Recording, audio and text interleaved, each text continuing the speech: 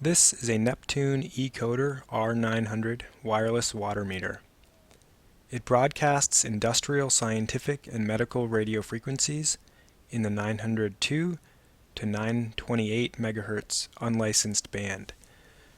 The radio is a tenth of a watt and transmits for 7 milliseconds every 14 seconds, 24 hours a day. The manufacturer claims that it transmits for less than 60 seconds a day, but this is the same misleading spin electric smart meter manufacturers and deploying utilities apply. In many cases, a water department will collect data from an R900 once every 3 months. This means that the meter will pulse over 500,000 times in between drive-by readings. Let's examine these signals by using two different radio frequency meters. The first meter is a tri-field 100XE set to the radio microwave setting. Generally, this is not an ideal tool for measuring RF because it is not very sensitive in this mode.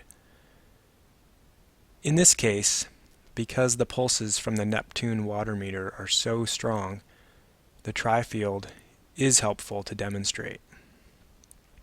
The second meter is a Cornet ED65 electrosmog meter. This meter is excellent for measuring RF between 100 MHz and 6,000 MHz, or 6 GHz.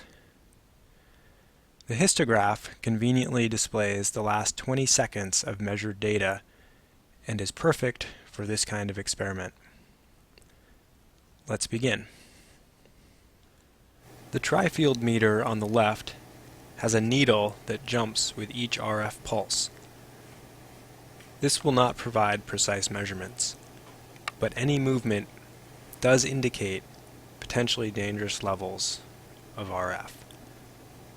The Cornet meter has a numeric readout, a bar display on the bottom, a color LED meter on the right, and a histograph, all of which show the pulses.